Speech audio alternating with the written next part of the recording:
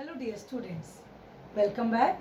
Myself Neha, and today we are going for a discussion of the next topic, that is fish.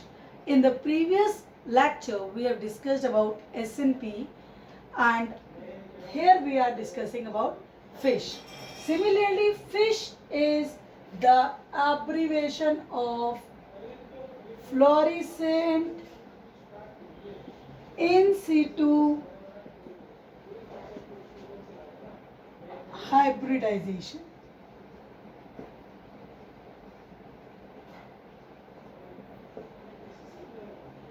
Actually, why it is termed as fluorescent and the word in situ and the hybridization, यहाँ पर इन तीनों words के बहुत important references है. Fluorescent word is used when we are introducing colour. In situ जब हम slide पे अपना काम कर रहे हैं. Hybridisation, we know that a single DNA combined with another DNA and they form a hybrid. And in this technique, we use a specific DNA sequence.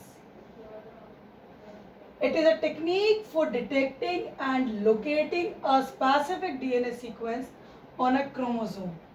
एक chromosome पर कोई DNA सीक्वेंस प्रेजेंट है या नहीं है, उसको पता लगाने के लिए हम फिश टेक्निक को यूज करते हैं. And for this we need a small DNA sequence which is termed as a probe. यहाँ पर हम क्या करते हैं, इसका सिंगल स्ट्रैंड लेते हैं, एक प्रॉब लेते हैं. प्रॉब क्या होता है, कॉम्प्लीमेंट्री सीक्वेंस होता है जो इससे बाइंड करता है अगर इसको अपना कॉम्प्लीमेंट्री सीक्वेंस मिल जाता है.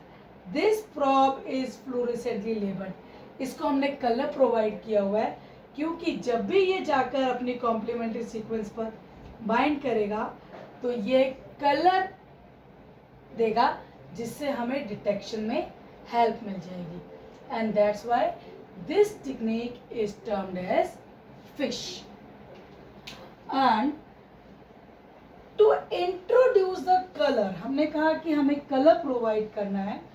We use another technique that known as Nick translation. And what is Nick translation? It is a technique of introducing fluorescent colors.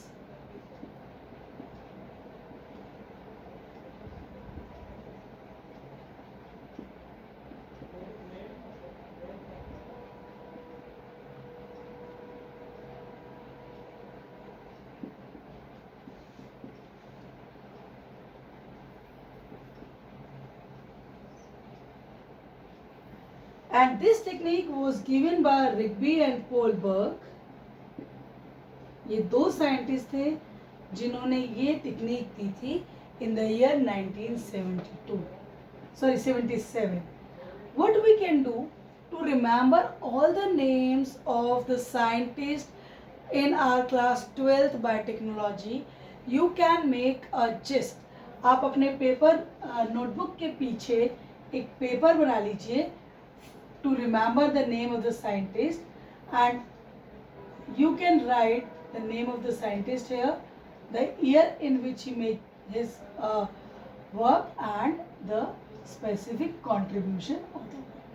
तो आपके पास at the end of the year एक कलेक्शन आ जाएगा जिसमें आपके पास scientist के नाम होंगे. तो बहुत ज़्यादा कंफ्यूजन नहीं होगा कि इतने सारे साइंटिस्ट के नाम हम लर्न कैसे करें. रिग्बी एंड कोलबर्ग ने 1977 में निक ट्रांसलेशन की टेक्निक दी थी. And for this they have used two main enzyme. One is the DNase and another is the DNA polymerase 1. ये दो एंजाइम्स उन्होंने यूज किए थे. Now see how this technique looks like when we perform it.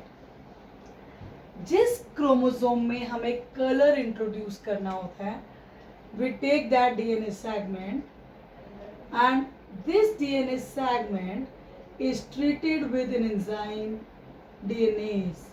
We know that this is DNase means it cleaves the DNA.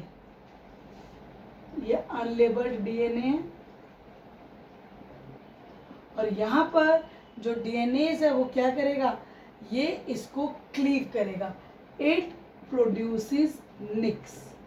निक्स का मतलब है breaks. ठीक है. जब ये ब्रेक्स प्रोड्यूस करेगा तो कहाँ पर और कितने ब्रेक होंगे, it depends on incubation period. Incubation period का क्या मतलब है कि हमने कितने टाइम के लिए डीएनए से इस डीएनए को क्लीव कराया. अगर हम बहुत ज़्यादा टाइम के लिए क्लीव कराते हैं तो हमें कुछ नहीं मिलेगा, सिर्फ डीएनए के टुकड़े हो चुके होंगे. तो यहाँ पर बहुत इम्पॉर्टेंट है कि हम डीएनए को जब ट्रीट करा रहे हैं डीएनए को डीएनए से, तो कितनी देर के लिए और कितने अमाउंट डीएनए का लेना है, ये दो चीज़ें मैटर करती है. So let there is a one nick created. यहाँ पर निक क्रिएट हो गया. अब क्या होगा, इस डीएनए के बाद जब निक क्रिएट हो गया तो यहाँ पर नेक्स्ट सेंटेंस, नेक्स्ट इसका एरो के बाद मैं ऊपर लेके जा रही हूँ. We add DNA polymerase 1. Specifically we use DNA polymerase 1 while doing the nick translation. Why? Very important question. And we use DNTPs, and among these DNTPs at least one is labeled.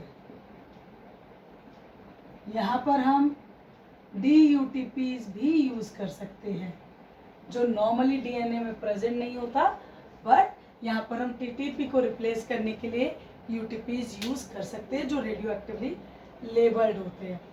Now the question arises, इस process में हमने इस step में, second step में we use two things. One is DNA polymerase 1. Now the question arises, why we use the DNA polymerase 1 only. Actually this is due to the properties that DNA polymerase 1 do the 5 prime to 3 prime exonuclease. जब हम लोग transcription, translation, replication वाले concepts पढ़ते हैं तो replication में ये आता है जब डीएनए रिपेयर का काम होता है, एंड इसी डायरेक्शन में ये पॉलीमराइजेशन यानी कि सिंथेसिस की एक्टिविटी भी करता है. Let us see what it is doing. इसको पूरा डिटेल में डिस्कस करते हैं. जब हमारे पास डीएनए पॉलीमरेज 1 होता है, से ये हमारा डीएनए जिसके यहाँ एक प्राइमर बना हुआ है. अब प्राइमर इसलिए चाहिए कि DNA polymerase cannot initiate its own reaction, उसको एक प्राइमर चाहिए होता है. और यहाँ पर अगर डीएनए पॉलीमरेज 1 है तो वो क्या करेगा,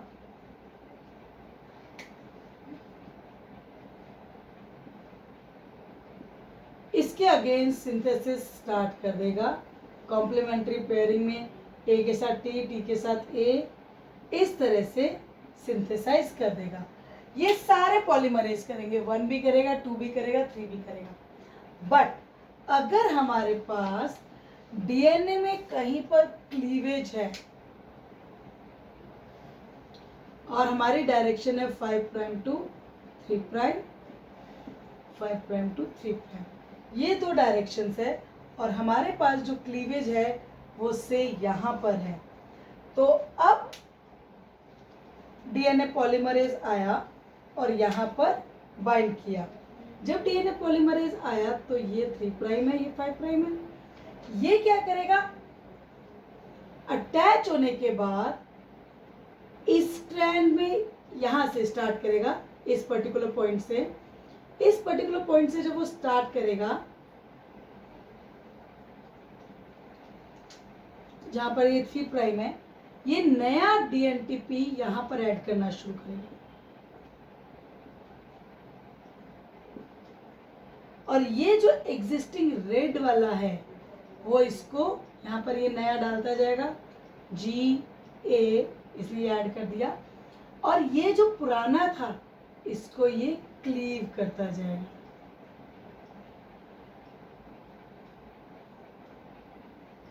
तो यहां पर क्या हुआ कि जो आपका एग्जिस्टिंग डीएनए स्ट्रैंड था वो क्लीव हो गया। नया डीएनए स्ट्रैंड बनने के लिए हमें डीएनटीपीज चाहिए जो यहाँ पर ऐड हो रहे हैं। दोबारा से इसको देख सकते हैं। निक ट्रांसलेशन में क्या होता है, डीएनए पॉलीमरेज 1 यूज करते हैं क्योंकि जिस डायरेक्शन में ये सिंथेसिस करता है, ये सिंथेसिस की डायरेक्शन है, तो इसी डायरेक्शन में वो क्लीवेज भी कर सकता है। तो इससे हमें क्या फायदा हुआ, अभी हमने पढ़ा निक ट्रांसलेशन में एक हमारा अनलेबल्ड डीएनए था, उस अनलेबल्ड डीएनए को जब डीएनए से ट्रीट कराया गया तो यहाँ पर क्लीवेज हो गई, और जब क्लीवेज हुई तो हमने क्या ऐड किया, we added this DNA polymerase 1 and dNTPs labelled क्यों, जिससे कलर इंट्रोड्यूस हो जाए। तो यहाँ पर क्या होगा, जब नेक्स्ट हमारा नया स्ट्रैंड बनेगा तो अगर इसमें 2 है से यहाँ पर भी एक क्लीवेज है तो हमारे पास 2 नए स्ट्रैंड्स बन जाएंगे। ये कलर्ड स्ट्रैंड आ गया, यहाँ पर भी एक कलर्ड स्ट्रैंड आ जाएगा। तो इससे हमें स्ट्रैंड मिल गया which is now fluorescently labelled. तो हमने क्या किया, निक ट्रांसलेशन से कलर इंट्रोड्यूस किया, किसके अंदर, डीएनए के अंदर। And this colour introduction technology we use in the FISH. And to understand FISH we use an example of a disease. बहुत ही इम्पॉर्टेंट टॉपिक है 12th बोर्ड एग्जाम से रिलेटेड। फिश जो टेक्निक है इसको अंडरस्टैंड करने के लिए हम एक डिजीज लेते हैं which is CML, chronic myelogenous leukaemia, a type of a cancer, and this CML accounts for approximately 20% of all types of the leukemia। जितने भी ब्लड कैंसर है उसमें से 20% केसेस में प्रॉब्लम CML होती है। And what is this CML? CML is a disease which occurs due to reciprocal translocation। Reciprocal translocation का क्या मतलब है, exchange of chromosomes segment between 2 different chromosomes.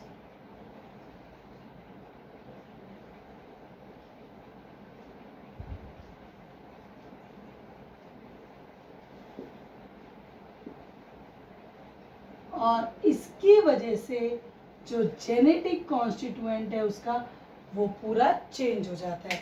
Now let's see what happens in the CML।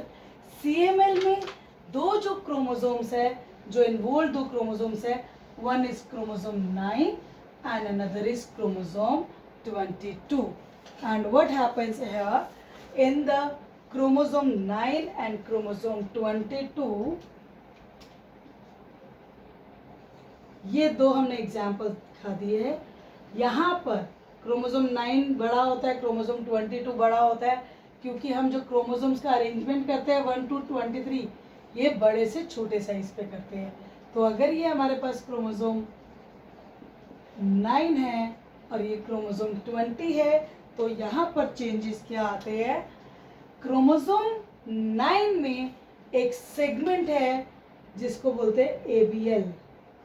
इस ABL का भी नाम पता करते हैं ये क्या चीज है, और यहाँ पर है BCR। ये 2 सेगमेंट्स है DNA के। ABL है हमारे पास एबल्सन प्रोटो ओंकोजीन, सिर्फ फुल फॉर्म है ये इसकी।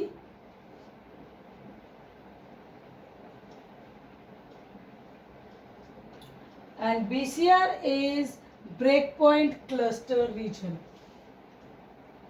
break point cluster region, and in this disease what happens, there is translocation of ABL and BCR. यहाँ पर क्या होता है, यहाँ से ABL यहाँ से कटकर ये क्रोमोसोम ट्रांसलोकेशन है. तो इसको मैं एक बार इस तरह से दिखा देती हूँ. ये अगर क्रोमोसोम 9 है पूरा,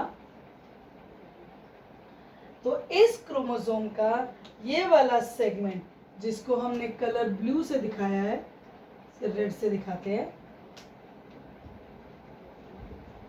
और इसको ब्लू से दिखाया है, इन दोनों के बीच में एक्सचेंज ऑफ जेनेटिक मटेरियल यानी कि एक्सचेंज ऑफ डीएनए होता है, और यहाँ से ये टूटता है और ये वाला यहाँ से क्लीव होता है और एक्सचेंज हो जाता है, ट्रांसलोकेशन हो जाती है. ये यहाँ जाता है और ये यहाँ चला जाता है, जिसकी वजह से क्रोमोसोम 22 थोड़ा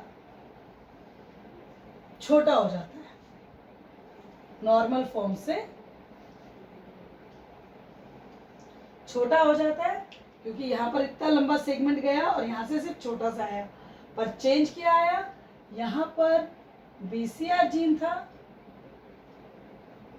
और यहाँ पर अब यहाँ से ABL सेगमेंट इसके पास, which is now known as BCR ABL hybrid. और ये जो मॉडिफाइड क्रोमोसोम है, this is the shortened chromosome. ये छोटा क्रोमोसोम है. किससे छोटा, ओरिजिनल 22 से छोटा.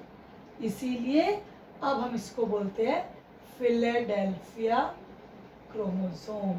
क्वेश्चन आ जाता है, what is the Philadelphia chromosome?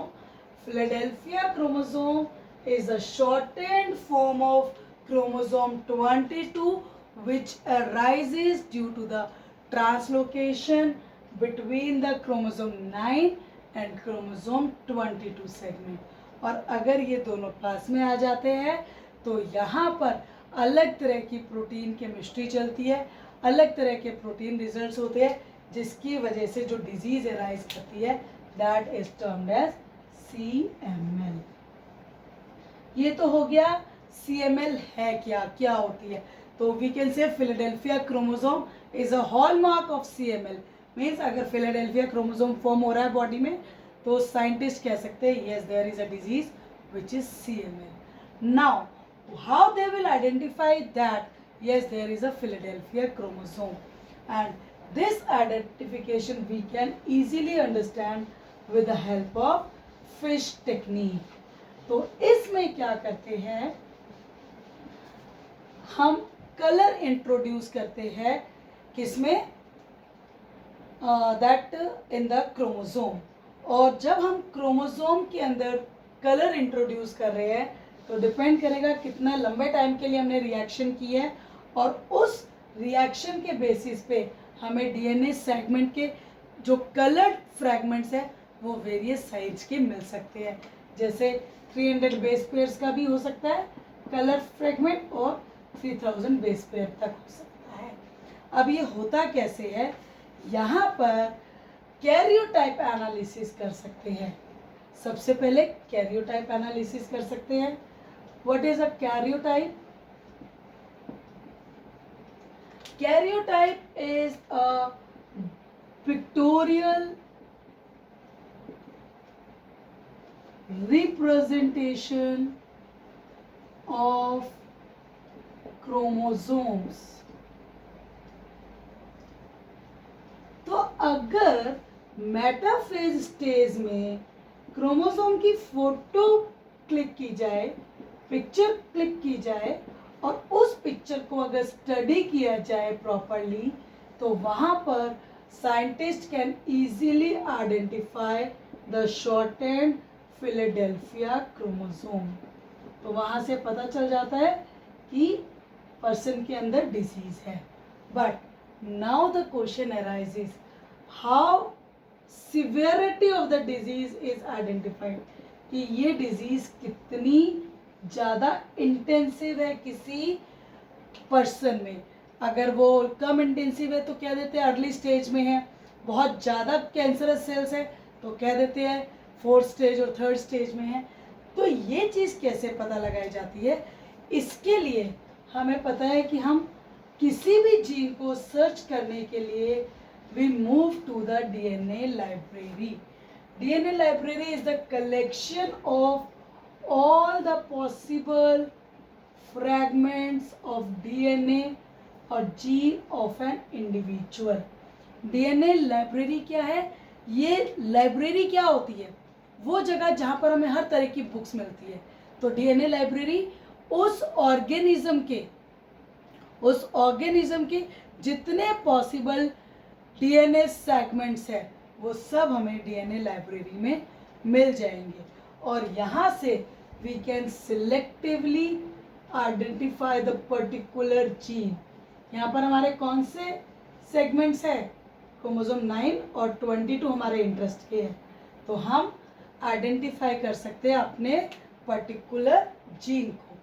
अब हम क्या करते हैं, जब हम पर्टिकुलर क्रोमोसोम 9 और 22 को आइडेंटिफाई कर लेते हैं, देन वी इंट्रोड्यूस कलर।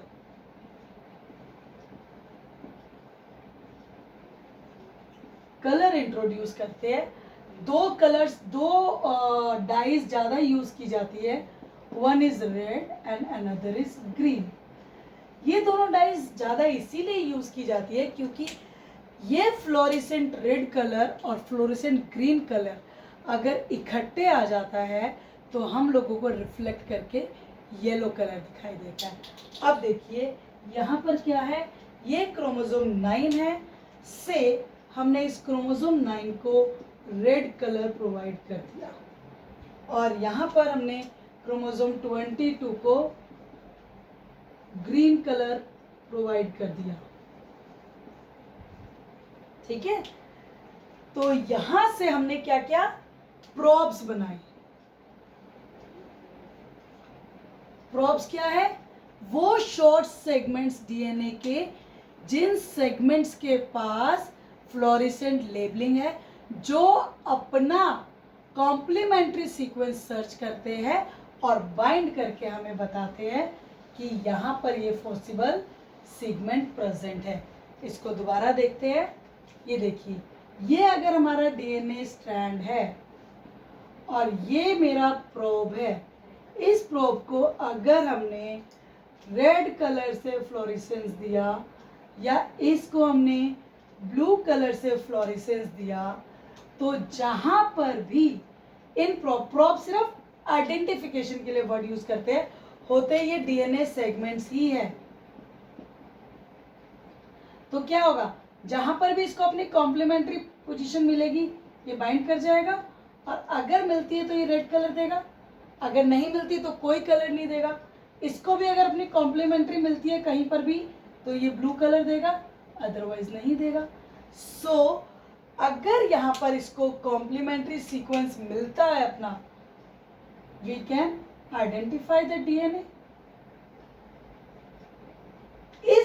इस प्रोब की सीक्वेंस हमें पता थी, हम इस डीएनए की सीक्वेंस पता लगा सकते हैं क्योंकि हमने इसकी पता है, ये वहां जाके बाइंड किया तो हम कह देंगे कि यस, इसका कॉम्प्लीमेंट्री सीक्वेंस इस डीएनए में अवेलेबल है।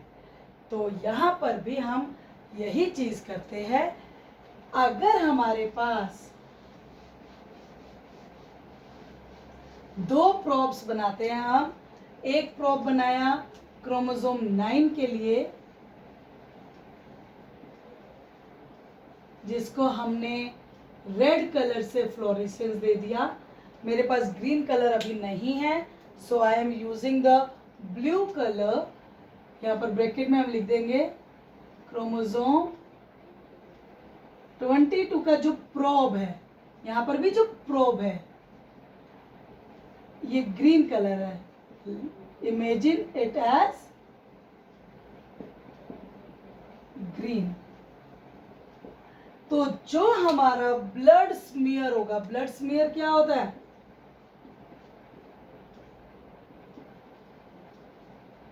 ब्लड की स्लाइड। यहाँ पर क्या करते हैं, ये स्लाइड लेते हैं, इस पे ब्लड का डोज डालते हैं, क्योंकि जो CML के पेशेंट्स होंगे उनके ब्लड सेल्स में प्रॉब्लम होगी, और इसकी एक थिन फिल्म बनाते हैं, बहुत पतली सी लेयर बनाते हैं, और उस पे ये सारा काम होता है। ये जो ब्लड सेल्स है, इन सेल्स के अंदर क्रोमोसोम 9 भी अवेलेबल है, 22 भी अवेलेबल है, और फिर हम इसको इस तरह से यूज़ करते हैं कि हम सिंगल स्ट्रैंडेड फॉर्म इसकी यूज़ कर पाए। जब हम सिंगल स्ट्रैंडेड फॉर्म यूज़ करते हैं तो ये जाकर अपने कॉम्प्लीमेंट्री सीक्वेंस पे बाइंड करेंगे जहाँ पर भी इनको मिलेगा। अब देखिए पॉसिबिलिटीज क्या है हमारे पास रिजल्ट की। अगर क्रोमोसोम हमारा नॉर्मल है, अगर हमारा क्रोमोसोम नॉर्मल है तो हमें दो अलग अलग जगह कलर मिलेंगे। एक जगह हमें रेड कलर मिलेगा और एक जगह हमें ग्रीन कलर मिलेगा। तो हमें जो रिफ्लेक्शन आएगी डॉट्स की वो रेड या ग्रीन आएगी।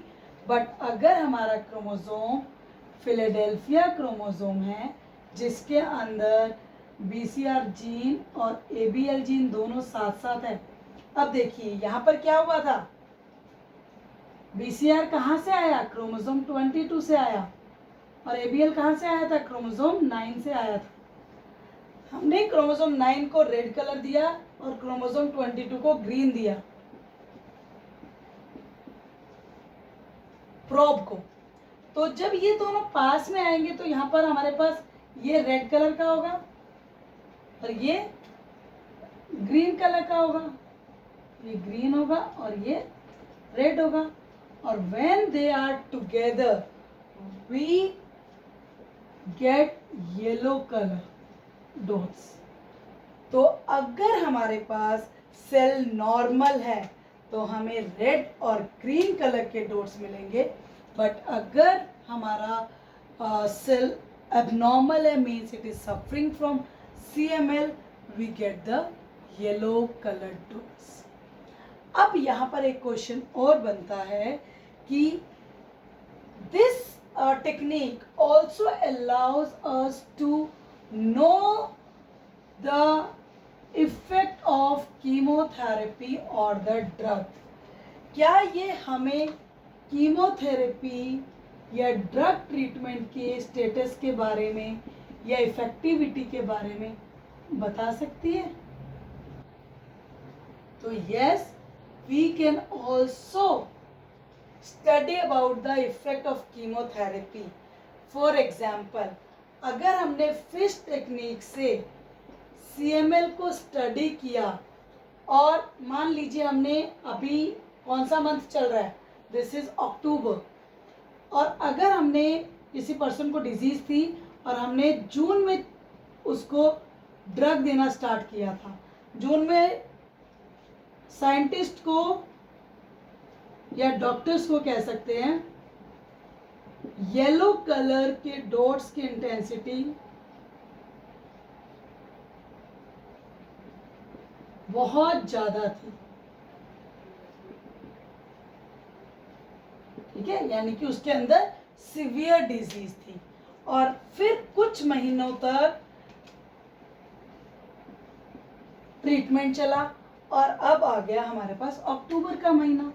अब फिर डॉक्टर्स चेक करेंगे क्या इस ट्रीटमेंट का इफेक्ट हुआ, क्या थोड़ा सा प्रिकॉशन जो ट्रीटमेंट थे उसने पॉजिटिव रिजल्ट शो करने शुरू किए। If the intensity of yellow colour dots get reduced, तो इससे हमें क्या पता चलेगा कि yes, there is the positive impact of this chemotherapy.